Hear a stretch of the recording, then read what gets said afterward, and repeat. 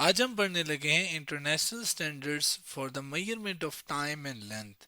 यानी कि टाइम जिसके लिए आजकल हम सेकंड यूज़ करते हैं एक स्टैंडर्ड के तौर पर, और लेंथ जिसके लिए मीटर का इस्तेमाल किया जाता है। तो वो जो इंटरनेशनल स्टैंडर्ड हम सेट किए हुए हैं वो क्यों हैं, कैसे हैं, उसके बारे में आज हम पढ़ेंगे। पुराने ज़माने के दौर की बात की जाए तो पुराने ज़माने में हर जगह पर, हर मुख्तलिफ रीजन में हर मुख्तलिफ यूनिट होता था। यानी हर जगह के लोग अपने लिहाज से टाइम को, लेंथ को नापते थे। किसी के लिए एक सेकंड कुछ और, तो कहीं और जाएं तो उन लोगों के लिए कुछ और। किसी के लिए एक मीटर की लंबाई कुछ और, तो किसी के लिए कुछ और। तो डिफरेंट रीजन्स के अंदर डिफरेंट यूनिट्स थे। और जितने भी मेजरमेंट नापने वाली चीज़ें थी, तकरीबन तकरीबन जो लेंथ, टाइम और मैथ की बात करूँ, मादा की, तो वो सारी क्या होती थी, मुख्तलिफ होती थी हर जगह। यानी measurements were not the same everywhere.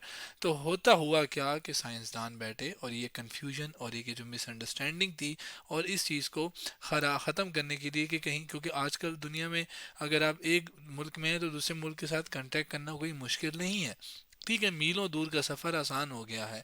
तो उस चीज़ में ज़ाहिर तजारत और बाकी सारा कुछ भी है, तो उसमें नाप तोल में इशू आए तो मसला हो सकता है। तो उस चीज़ की वजह से जब साइंसदान बैठे, उन्होंने एक फ़ैसला किया कि हमें एक स्टैंडर्ड सेट करना चाहिए हर एक नापने वाली चीज़ का। जैसे लंबाई का अगर कहूँ तो लंबाई यानी लेंथ का एक ख़ास एक मीटर जो कि सेट किया गया। इसी तरीके से जो टाइम है, एक ख़ास वक्त को एक सेकंड कहा गया। ठीक है, तो एक ख़ास वक्त को एक सेकंड और एक ख़ास मीटर लंबाई को एक मीटर क्यों कहा गया, कैसे कहा गया, वो हम देखेंगे। यहाँ पे लिखा है scientist decided to create international standard for measurements. यानी कि साइंसदानों ने मिलकर ये फैसला किया कि क्रिएट यानी बनाए जाएं इंटरनेशनल स्टैंडर्ड जो पूरी दुनिया में, पूरी इंटरनेशनली हर जगह पे, बैन अवी जगहों पर भी नापने वाले जो स्टैंडर्ड है वो एक जैसे होने चाहिए। तो उसमें अगर हम पहली बात करें तो हम पहली बात करेंगे लेंथ की, कि मीटर की क्या हिस्ट्री है, क्या इसके बारे में हम जानते हैं, और आजकल क्या 1 मीटर होता है। स्टैंडर्ड ऑफ लेंथ यानी इसका यूनिट, स्टैंडर्ड यूनिट क्या है लेंथ का, वो है मीटर, जिसके बारे में हम जानते हैं। ज़्यादा हम किलोमीटर भी इस्तेमाल करते हैं जो कि मीटर से ही मिलकर बनते हैं। लेकिन 1 मीटर किसके बराबर है और क्यों? अगर हम पुराने ज़माने में जाएं तो पुराने ज़माने की अगर मैं बात करूं, यहाँ पर एक तस्वीर मैंने शो की है पुराने ज़माने की। तो पुराने ज़माने के अगर दौर की बात की जाए तो वहाँ पर जो बड़े बड़े आप कह दें सरदार वगैरह थे, उनके हिसाब से, या बड़े बड़े जो भी मालिक थे पूरे दुनिया के, सॉरी पूरे मुल्क के, वो अपने अपने हाथों के हिसाब से, अपने बाजुओं के हिसाब से 1 मीटर को नापते थे। लेकिन अब किसी का बाजू छोटा तो किसी का बड़ा। तो उस चीज़ से कन्फ्यूजन से दूर करने के लिए हुआ ये कि 1889 के अंदर, 18 यानी कि 1889 के अंदर हुआ क्या कि एक ख़ास, एक फ्रांस के अंदर हुआ ये कि एक ख़ास मेटल, जो कि जिसका मेटल कह सकता हूँ मैं, जिसका एक ख़ास नाम था, और वो ये नाम था प्लाटिनियम इरिडियम एलॉय। ये एक मटेरियल उसका नाम था, जिसकी एक बार यानी एक बार रखी गई, और कहा गया कि आज के बाद से 1 मीटर इतना लंबा होगा उस बार को रख के। ठीक है, अब वो जो भी 1 मीटर था, वो मीटर जाहिर है सालों से चलता रहा, काफ़ी अरसा वो चलता रहा। लेकिन हुआ क्या कि उस मीटर को तब्दील कर दिया गया कि आज के बाद से ये रॉड 1 मीटर नहीं कहलाएगा। उसकी रीज़न क्या थी, ऐसा क्या हुआ कि उसको चेंज कर दिया गया? उसकी रीज़न ये थी कि वो एक मेटल बार जो भी था, जो कि इस मटेरियल से बना था, वो ज़ाहिर है एक मेटल बार की खासियत ये होती है, जब वो गर्म हो जाता है तो वो उसका साइज़ बड़ा हो जाता है, और जब ठंडा करें तो वो कम हो जाता है। यानी उसका साइज़ छोटा या बड़ा हो सकता है टेम्परेचर तब्दील होने पर। तो अब ज़ाहिर है अगर मिसाल के तौर पे वो रॉड हमने रखा हुआ है और टेम्परेचर बढ़ गया, जिससे वो रॉड की लेंथ बड़ी होगी, तो जो हमारा 1 मीटर की स्टैंडर्ड था वो तो ख़राब हो गया। तो जिसने अगली बार आके उस स्टैंडर्ड के हिसाब से अपनी चीज़ नापनी है, स्केल नापना है, स्केल बनाना है, वो तो ख़राब हो जाएगा। तो इस वजह से उस चीज़ को हटा दिया गया। अच्छा, तो उसके बाद क्या किया जाए? तो उसके बाद साइंसदानों ने एक जहन में एक मशवरा दिया कि एक काम करते हैं, हम ऐसी चीज़ का इस्तेमाल करते हैं जो फिज़िकल ना हो। यानी कि एक चीज़ जो फिज़िकली हम देखते हैं, जैसे रॉड है, कोई भी चीज़ आप ले लें, जैसे कोई भी एक लकड़ी ले लें, जैसे ये घड़ी ले लें, या कोई भी चीज़, ये फिज़िकल है। तो उन्होंने कहा बजाय इसके कि हम एक फ़िज़िकल चीज़ लें, हम एक ऐसी चीज़ लेते हैं जो कभी चेंज नहीं हो सकती और वो फिज़िकल ना हो। तो इस चीज़ को जब उन्होंने सोचा तो उन्होंने 1983 के अंदर एक फैसला क्या किया उन्होंने, एक चीज सामने रखी अपने, और वो थी रोशनी। रोशनी यानी स्पीड, और जो सॉरी लाइट। अब कोई भी रोशनी आप ले लें, तो कोई भी रोशनी वैक्यूम के अंदर, यानी पार्टिकल जब जहाँ नहीं होते उसको वैक्यूम कहते हैं, तो वहाँ पर उसकी एक ख़ास रफ्तार होती है, ठीक है। और वो ख़ास एक स्पीड, यानी कितना फासला कितनी देर में तय करना है, जिसको हम सी से रिप्रेजेंट करते हैं, रोशनी की स्पीड एक वैक्यूम में। तो वो ज़ाहिर है वक्त के साथ साथ, जैसे हमें आज पता है कि हर एक चीज़ एटम से मिलकर बनी है, तो बहुत ज़्यादा एक्सपेरिमेंट होने के बाद हमें ये पता चला कि स्पीड ऑफ लाइट जो है वैक्यूम के अंदर कभी तब्दील नहीं हो सकती। उसकी वैल्यू एक ख़ास है, चाहे जो मर्ज़ी कर लें वो वैल्यू तब्दील नहीं हो सकती। और वो वैल्यू कितनी है, 3 × 10⁸ मीटर पर सेकेंड, यानी इतने मीटर एक सेकंड में रोशनी तय करती है। लेकिन एक मीटर किसके बराबर है? अब ये जो वैल्यू जब आज स्टैंडर्ड की गई है, ये वैल्यू कभी तब्दील नहीं हो सकती। तो क्यों ना इसी का इस्तेमाल करके हम एक मीटर का डिफाइन कर लें, एक मीटर के बारे में बता दें। यही सोच उन्होंने अपने जहन में लाई और एक बेसिक डेरिवेशन छोटी सी की, क्या कि स्पीड बराबर होती है किसके, डिस्टेंस, यानी कितना फासला कितनी देर में तय किया गया हो, यानी ई स्पीड इक्वल्स टू किसके बराबर होती है, डिस्टेंस ओवर टाइम के।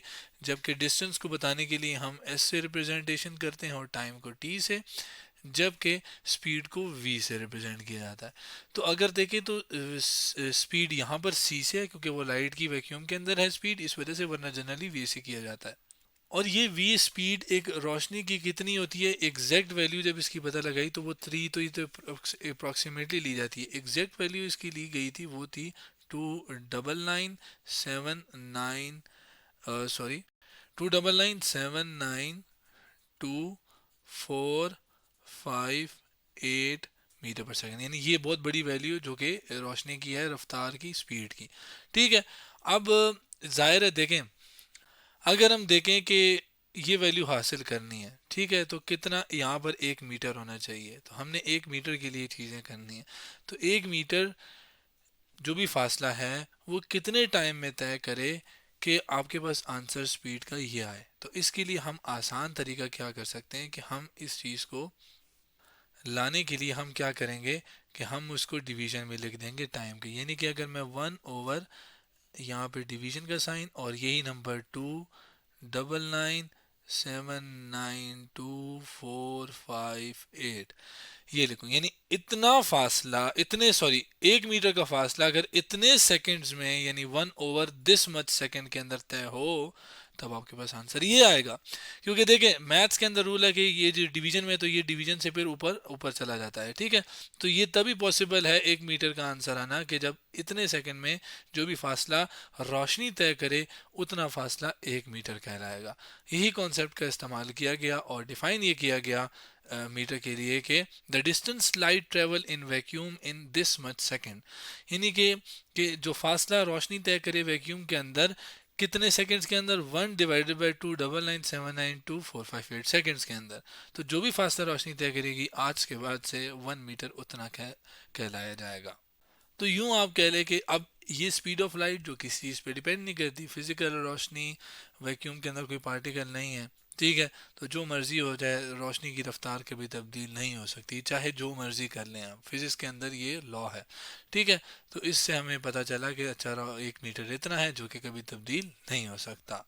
और यूं आप कह रहे हैं 1 मीटर एक ऐसा रखा गया जो कि तब्दील नहीं हो सकता था। और आज तक उसी मीटर का इस्तेमाल हम नॉर्मली अपने दिनों में, अपने रोज़मर्रा ज़िंदगी के अंदर करते हैं, जिसमें अंदर इस तरह के पीतों का इस्तेमाल, इसको आम ज़ुबान में पीता कहते हैं। और अगर मैं इसको थोड़ा प्रॉपर ज़ुबान में बात करूँ, थोड़ा अच्छी ज़ुबान में बात करूँ, खैर अच्छी ज़ुबान तो हमारी भी है अल्हम्दुलिल्लाह, तो लेकिन ये है कि इसका एग्जैक्ट नाम क्या है, मयरिंग टेप, या आप कह लें अंग्रेज़ी ज़ुबान में इसका नाम क्या है, मयरिंग टेप, जिसके अंदर आप इंच भी मैयर होते हैं, मीटर भी होता है, लेकिन ज़ाहिर में मीटर से गर्ज है, तो जितना 1 मीटर होता है वो समय इस पूरे स्टैंडर्ड के हिसाब से रखा गया है। अब बात करते हैं स्टैंडर्ड ऑफ टाइम, जो कि सेकेंड है, यानी टाइम को किस चीज़ में नापा, हम नाप, स्टैंडर्ड यूनिट इसका क्या है, सेकेंड। वैसे तो घंटों में भी नापते हैं और सालों में भी नाप सकते हैं कि इतने साल हो गए, लेकिन उसका बेस स्टैंडर्ड यूनिट आजकल यूज़ किया जाता है वो है सेकेंड। पुराने वक्तों की बात की जाए तो जो लोग होते थे वो टाइम को मैयर करते थे सनसेट से, कब सूरज निकला और कब सूरज गरूब हुआ, उसके हिसाब से अच्छा आज सूरज गरूब हुआ है, अगले दिन फिर निकल आया, फिर गरूब हुआ, तो कितना वक्त गुजरा। और उसके साथ साथ उस सूरज के से बनने वाली जो रोशनी है उससे, यानी कि जो साया बनता है सूरज की रोशनी की वजह से, उस हिसाब से कि अच्छा यहाँ पे साया यूं बना है तो यहाँ पे लकीर लगा दी, तो अगले दिन जब दोबारा उधर ही खड़े होकर उधर ही साया बनेगा, क्योंकि सूरज की रोशनी के मूवमेंट की वजह से, हरकत की वजह से साया भी मुख्तलिफ होता जाता है। तो उस वजह से अगर उधर ही रोशनी एग्जैक्ट उधर साया बनेगा तो इसका मतलब है वो अब वो उतना ही टाइम हो गया जितना, मतलब एक दिन का पूरा वक्त गुजर गया।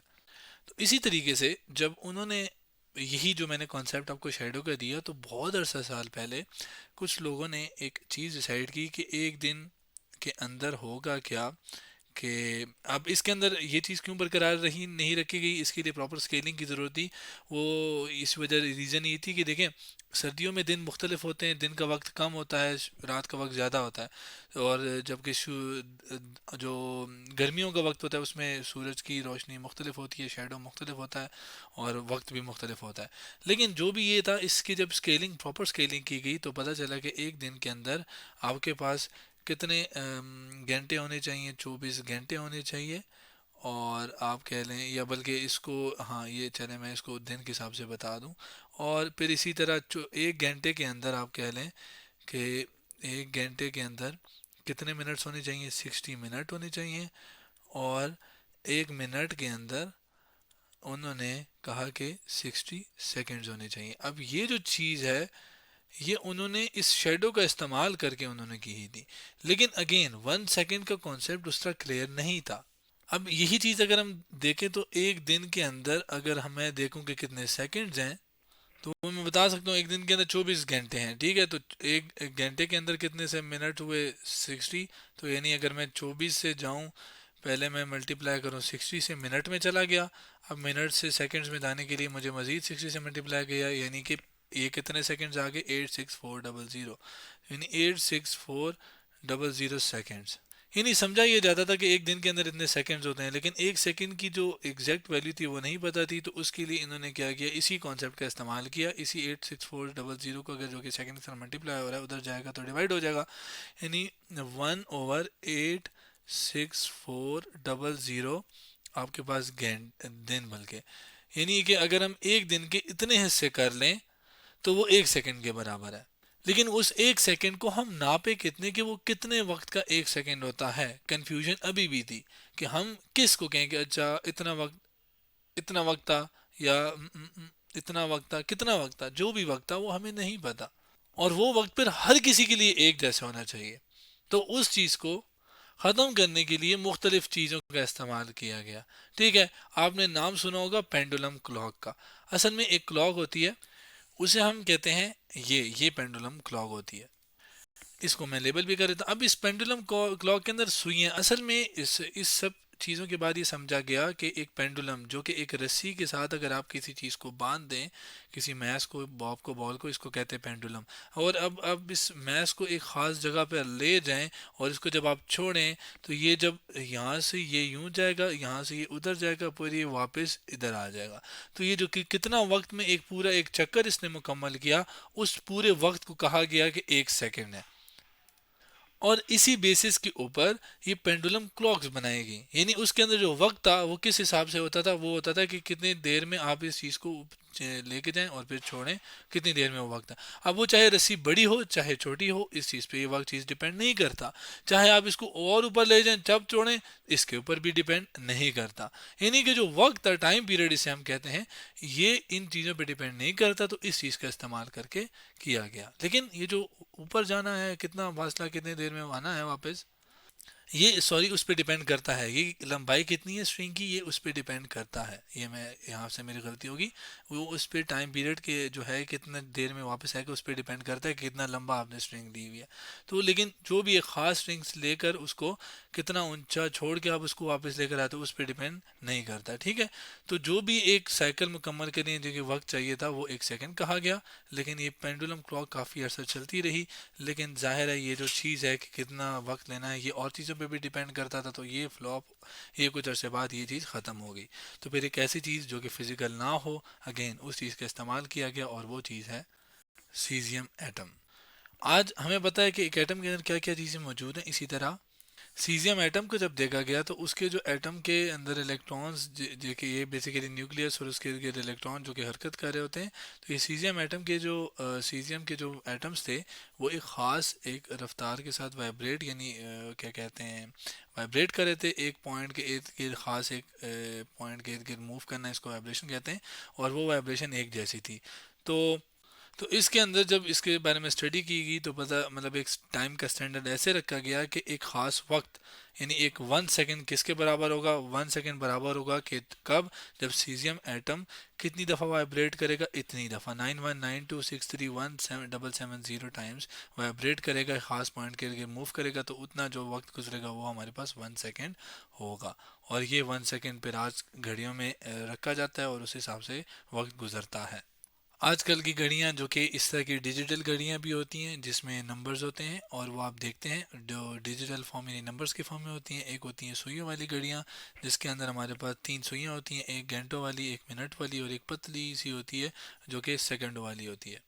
सेकंड 60 सेकंड मुकम्मल होते हैं। तो फिर वही है कि जो हाँ यहाँ पे एक और चीज़ कि जो सेकंड वाली चीज़ थी ना कि एक घंटे के अंदर कितने सेकंड्स और कितने होंगे, वो उसी तरह रखा गया। और जित एक सेकंड इतना ही है, लेकिन एक एक दिन के अंदर कितने सेकंड होंगे, 86400 ही होंगे। एक मिनट के अंदर कितने सेकंड होंगे, वो उतने ही होते हैं। बस वो सिर्फ जो बेसिक तरीका है जो कि एक सेकंड कितने वक्त का होना चाहिए वो तब्दील ना हो, तो उसके लिए सारा कुछ किया गया। तो ये है हमारे पास स्टैंडर्ड ऑफ टाइम भी। तो आज हमने international standards for the measurement of time and length के बारे में पढ़ा।